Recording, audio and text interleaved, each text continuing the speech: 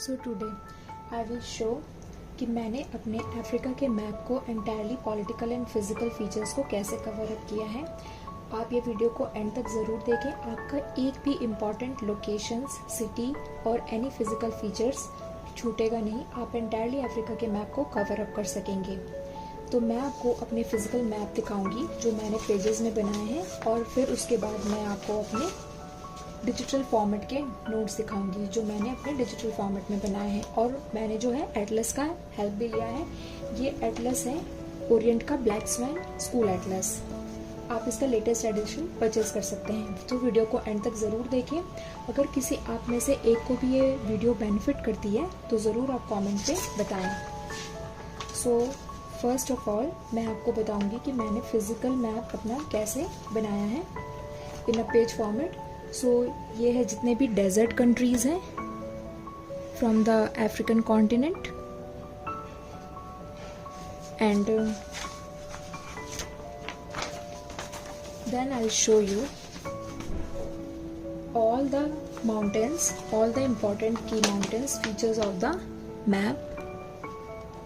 In this way कोई भी important mountain का लोकेशन मैंने लीव नहीं किया है, जो मैंने एक जगह पे मार्कअप कर लिया है। Then after that all the important grasslands of the Africa, the important coast, the important part of the coast, all the important like peninsula, the delta, the rivers or anything, the grasslands जो straight है, the gulf of Aden है, वो सब मैंने cover किया है। Island भी है। देन इसके बाद आपको अफ्रीका के मैप को इंटायरली अंडरस्टैंड करने के लिए आप फिजिकल फीचर्स को डायरेक्टली अंडरस्टैंड नहीं कर पाएंगे अनटिल एंड अनलेस आपको सारे के सारे इम्पॉर्टेंट कैपिटल सिटीज़ एंड आपको इम्पॉर्टेंट कैपिटल सिटीज़ याद करने के लिए सबसे पहले आपको एंटायरली अफ्रीका के मैप में जितनी भी कंट्रीज़ हैं आपको वो याद होना बहुत ज़रूरी है, तभी आप फिजिकल फीचर्स को लोकेट कर पाएंगे। सो जितने भी इम्पॉर्टेंट कंट्रीज़ हैं, I try to cover all the countries, but कुछ कंट्रीज़ जो मैंने इस साइड की है कोस्ट की वो छोड़ दी है बिकॉज वो मुझे उतने इम्पॉर्टेंट नहीं लगे। ये डिसाइड मैंने PYQs को देखते हुए किया है। और जो भी इम्पॉर्टेंट कंट्रीज़ जिस भी टाइम पर्टिकुलर टाइम पे न्यूज़ पे होती हैं वो आप कंट्री को ज़रूर पढ़ सकते हैं और उसको लोकेट करना इम्पॉर्टेंट हो जाता है। तो इम्पॉर्टेंट कंट्रीज़ और उसके साथ उसके सारे कैपिटल्स, दैन उसके बाद जो भी उस इम्पॉर्टेंट कंट्री पे कोई भी इम्पॉर्टेंट सिटी आ रही होगी जहाँ पे कुछ इम्पॉर्टेंट हो रहा होगा, कुछ भी इवेंट है इम्पॉर्टेंट, या हमारे इंडिया के तरफ से कोई वहाँ पे विजिट किया गया है मिनिस्टर्स के द्वारा, या फिर उनके साथ कोई डील हुई है, व्हाटएवर। सो आप उन कंट्रीज़ को और उनकी इम्पॉर्टेंट सिटीज़ को कवर करना ना भूलें और उनके कैपिटल को भी। एंड उस कंट्री से रिलेटेड जो भी फिजिकल फीचर होता है वो भी बहुत इम्पॉर्टेंट हो जाता है। तो इस तरीके से मैंने अपने सारे कंट्रीज़ को यहाँ पे लिख लिया है। सो ये मैंने पहले बनाया था। उसके बाद ये थोड़ा सा मुझे मैसी लगा, और बिकॉज डिजिटल फॉर्मेट में मेरे पास ज़्यादा ऑप्शन होते हैं कि मैं उन पे हाईलाइट कर सकूँ जो चीज़ें मैं भूल जाती हूँ, तो ये मेरे एग्ज़ाम से पहले रिवाइज़ करने के लिए बेस्ट ऑप्शन होता है। इस तरीके से मैप पे जो है मैं वो एग्ज़ाम के पहले रिवाइज़ करने के लिए रखती हूँ। और अब मैं आपको अपने डिजिटल फॉर्मेट में मैप जो है वो दिखाती हूँ अफ्रीका का, जो कि ज़्यादा डिटेल्ड फॉर्मेट में है। और इस तरीके से आप अफ्रीका का कॉन्टिनेंट का जो है वो इस एटलस से हेल्प लेकर भी कवर अप कर सकते हैं। इसमें प्रॉपरली सारे फिजिकल एंड पॉलिटिकल जो भी फीचर्स हैं वो दिए हुए हैं।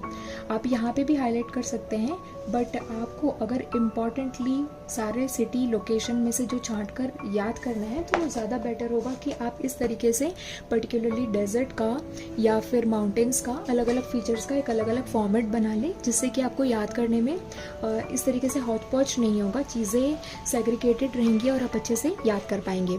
तो चलो अब मैं आपको दिखाती हूँ अपने डिजिटल फॉर्मेट में अफ्रीका का मैप, जो कि रिवीजन के लिए ज़्यादा अच्छा होता है, बार बार प्रैक्टिसिंग के लिए। क्योंकि एक बार आपने इस तरीके से अगर फिजिकल फॉर्मेट पे नोट बना लिया तो ये तो आप इस पर बार बार रबिंग या इरेज करके इसको क्लियर नहीं कर सकते। ये एक बार जो आपने देन एंड देयर लिख दिया, आप बस इसको एक बार बार देख सकते हैं। अब मैं आपको इस एंड में वीडियो के बताऊंगी कि मैं मैप को किस तरीके से रिवाइज करती हूँ जिससे कि मुझे पूरा मैप याद हो जाए, सारे इंपॉर्टेंट कंट्रीज एंड लोकेशंस याद हो जाएं। सो चलो अभी देखते हैं मेरे डिजिटल मैप को।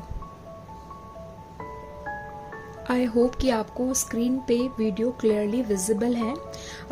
ये आप देख सकते हैं, ये है अफ्रीका का मैप। ओके, सो इसको मैं कोशिश करती हूँ कि लैंडस्केप मोड से जो है रुको, wait a second. I hope it is clearly visible now. So first मैंने जो है अपने अफ्रीका के एक PDF क्रिएट किया जिसपे मैंने अफ्रीका का एक ब्लैंक मैप रखा। जब भी मैं अफ्रीका के मैप को रिवाइज करती हूँ तो यहाँ पे आके जो सबसे पहले मैंने एक ब्लैंक मैप डाला है, मैं राइट डाउन कर लेती हूँ कि this country is whatever the name of the country, I write down here and practise and then again rub it. मैं उसके बाद फिर से उसको इरेज कर देती हूँ। सो ये मेरे लिए रिविजन करने के लिए ज़्यादा ईजी होता है। सो इस तरीके से मैंने शॉर्ट ऐसे बना लिया है इंपॉर्टेंट पॉइंट्स कि अफ्रीका के ईस्ट में क्या है, जो कि नॉर्थ में क्या है एंड वेस्ट में क्या है। चारों लोकेशन में जो भी इंपॉर्टेंट एरियाज जो गिवन है, जैसे कि रेड सी हो गया, मेडिटेरियन सी ऊपर यूरोप है और इसके वेस्ट में अटलांटिक ओशन है, जो कि मैंने इस तरीके से लिख लिया है। सो इससे मुझे कभी भी याद करने में कन्फ्यूज़न क्रिएट नहीं होगी। इसके बाद स्ट्रेट किसे कहते हैं, एक स्ट्रेट का कॉमन से डेफिनेशन की connecting to water bodies and disconnect to land, जो कि मैंने अपने ओन लैंग्वेज में इस तरीके से ऐसे डायग्रामेटिक फॉर्म बना के लिख लिया है ताकि मुझे कभी भी स्ट्रेट के को लेकर कन्फ्यूज़न क्रिएट ना हो।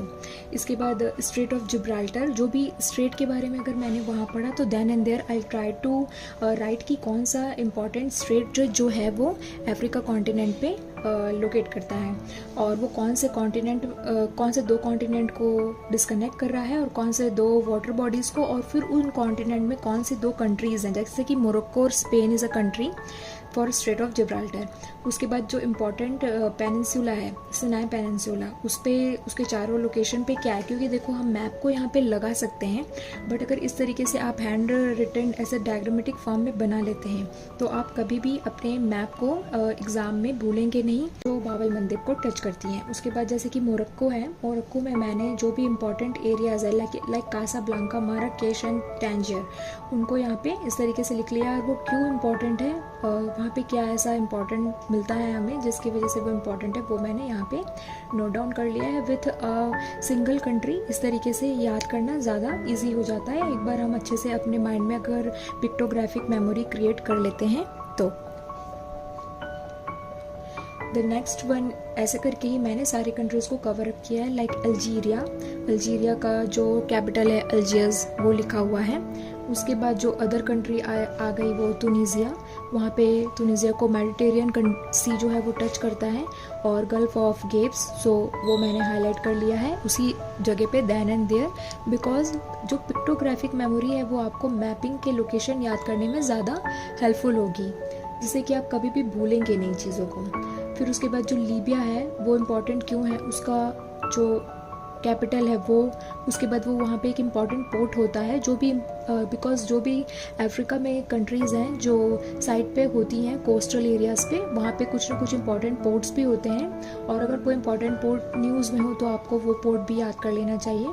फिर इस तरीके से मैंने बेंगाजी पोर्ट और this is the hottest place and Egypt पे जो भी है इंपॉर्टेंट चीज़ें, जो कि स्विस कैनाल है because this country is important one, तो यहाँ पे स्विस कैनाल है जो रेड सी और मेडिटेरियन सी को कनेक्ट करती है। फिर स्विस कैनाल का जो भी डिटेल्ड वीडियो है वो मैं लास्ट में जब फिजिकल फीचर्स अपना आपसे डिस्कस करूँगी, जो दिखाऊँगी मैंने कैसे नोट्स बनाए हैं, वहाँ पे आपको ज़रूर मैं आपको दिखाऊँगी कि स्विस कैनाल मैंने कैसे बनाया है उसके डायग्राम को।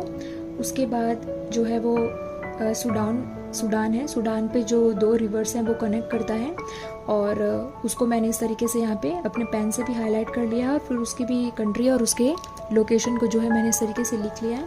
और कुछ निमोनिक्स जो है वो आप इस तरीके से बना सकते हैं कंट्रीज़ के लिए, जैसे हॉर्न ऑफ अफ्रीका हो गया। हॉर्न ऑफ अफ्रीका में इस तरीके से जो भी कंट्री है, मैंने एक सेकेंड, ये जो है legs visible on the screen, इस तरीके से मैंने एक ब्लैंक मैप को कट आउट करके जो इम्पोर्टेंट कंट्रीज़ हैं सोमालिया, जिबूती और एथियोपिया और इरिट्रिया, जो कि केवल हॉर्न ऑफ अफ्रीका में आती है, मैंने उन्हीं को बस केवल देन एंड देयर हाईलाइट करके इस तरीके से बनाया है। और उसका एक निमोनिक है सीड, SEED।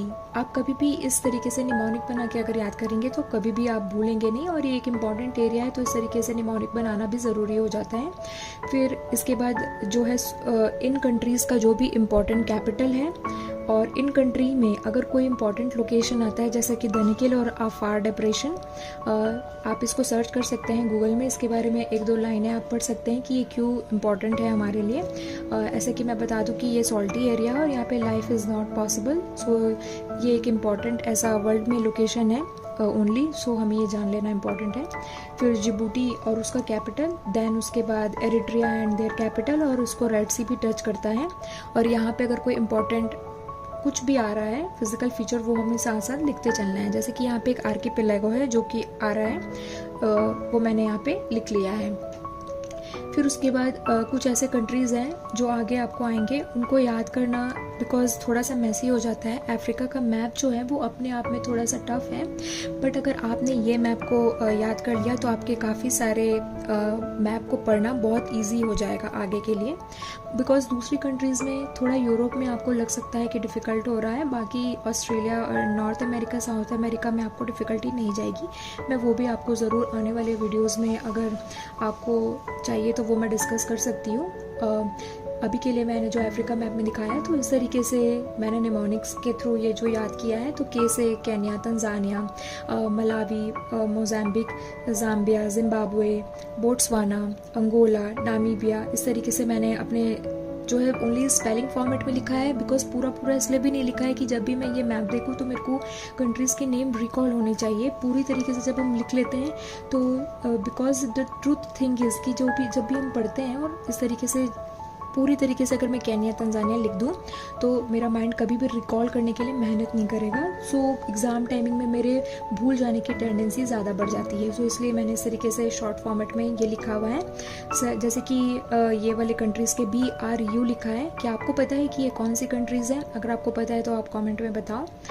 और ये कुछ कंट्रीज़ हैं जो मैंने इस तरीके से शॉर्ट में लिखा है, N1, N2, नाइजर, नाइजीरिया और टोगो, बेनिन। और यहाँ पे कुछ इम्पॉर्टेंट कोस्टल एरियाज़ हैं जैसे कि zoom in, this coastal area is important area, the Grain, the Ivory Coast, the Gold Coast, the Slave Coast. तो ये जो यहाँ पे है इसका सिग्निफिकेंस क्या है आप मुझे बताइए अगर आपको पता है तो। But if you are preparing for UPSC और आप मैप पढ़ रहे हैं तो आपको इसके सिग्निफिकेंस भी पता होना ज़रूरी है कि ये कोस्टल एरिया के नाम ये क्यों पड़े। और जो भी इम्पॉर्टेंट कंट्रीज़ है वो मैंने यहाँ पे लिख दिया है। फिर इन इम्पॉर्टेंट कंट्रीज़ में जैसे कि KTM जो मैंने निमोनिक से यहाँ पे पढ़ा है, तो KTM वाला जो पार्ट है इसके जो भी कैपिटल इम्पॉर्टेंट सिटीज़ है वो मैंने लिखा। उसके बाद अगर इसमें कोई इम्पॉर्टेंट पोर्ट पड़ रहा है जैसे मुम्बासा पोर्ट, दार एस सलाम पोर्ट, और ये लैंडलॉक्ड कंट्री है। आपको अफ्रीका में एक और चीज़ याद करना ज़रूरी है कि कौन सी कंट्री लैंडलॉक्ड है। और कुछ ही कंट्रीज़ है, आप 3 से 4 बार ऐसे पढ़ेंगे तो आपको याद हो जाएगा। फिर BRU, ये वो कंट्रीज़ हैं जो मैंने अभी आपसे कमेंट करने के लिए पूछा। और उसके इम्पॉर्टेंट ये तीनों की तीनों लैंडलॉक्ड कंट्रीज़ हैं। मैंने देन एंड देयर यही लिख लिया है ताकि मैं कभी भी इनको 2-4 बार ऐसे रीड आउट कर लूँ या ऐसे स्क्रॉल करके देख लूँ तो मुझे सडनली याद आ जाए। बिकॉज जब हम सिंगल मैप में पढ़ते हैं ना तो बहुत सारी कन्फ्यूजन क्रिएट हो जाती है। सो इस तरीके से आप अपने मैप को छोटे छोटे नोट्स में बना सकते हैं। और अगर आप इस तरीके से नोट बनाएंगे तभी आपका मैप पे जो एक अच्छा कमांड और पकड़ हो सकेगा। और मैप को आप एक दिन में कभी भी याद नहीं कर सकते, 1 नाइट में इट्स ह्यूमनली नॉट पॉसिबल।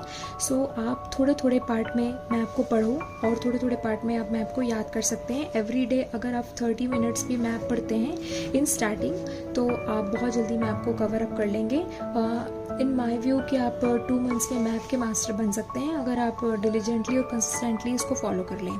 सो उसी तरीके से मैंने आगे की भी कंट्रीज़ जो है वो लिखी है। ये साउथ अफ्रीका का है और साउथ अफ्रीका में 3 कैपिटल होते हैं जैसे लेजिस्लेटिव कैपिटल, जुडिशियल कैपिटल और एग्जीक्यूटिव कैपिटल। मैंने वो तीनों लिखा है और फिर यहाँ पे जो भी इम्पोर्टेंट सिटी है वो लिख लिया है। And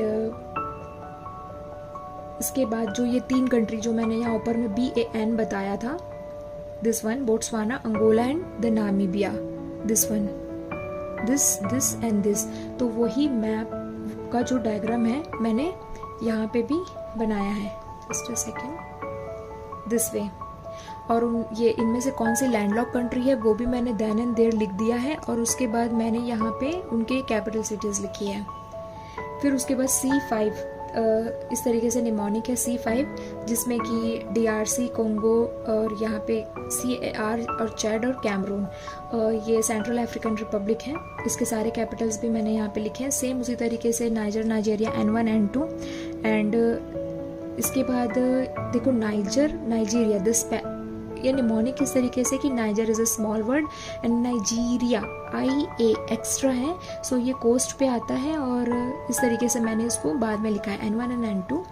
then other country also, आप इस तरीके से, I am just giving a view कि how you can make your own notes, so that will be easy for you and the other country as well. देखो Mali भी जो है वो लैंडलॉक्ड कंट्री है और उसमें एक इम्पॉर्टेंट रिवर आता है, वो मैंने यहीं पे लिख दिया है। फिर जितनी भी लैंडलॉक्ड कंट्रीज़ हैं और जो इक्वेटर पे पड़ती हैं और जो Tropic of Capricorn and Tropic of Cancer पे पड़ती हैं, वो सारी कंट्रीज़ को मैंने यहाँ पे इस तरीके से लिखा है। तो अगले वीडियो में मैं आपको सारे लैंडलॉक्ड कंट्री को एक मैप में और इक्वेटर में जो कंट्री पड़ती है वो सिंगल मैप में only, and Tropic of Capricorn का 1 map and Tropic of Cancer का 1 मैप मैं दूंगी, इसके बाद दिखाऊंगी। उसके बाद मैं आपको फिजिकल फीचर्स जो भी अफ्रीका के हैं, like rivers and the mountains and the desert part और whatever the coast, important coastal areas name, वो सभी मैं आपको ज़रूर अपने अगले वीडियो में शेयर करूँगी। सो चैनल को सब्सक्राइब करना ना भूलें और इस तरीके की वीडियो के लिए आप लाइक, कमेंट एंड शेयर करें एंड थैंक यू।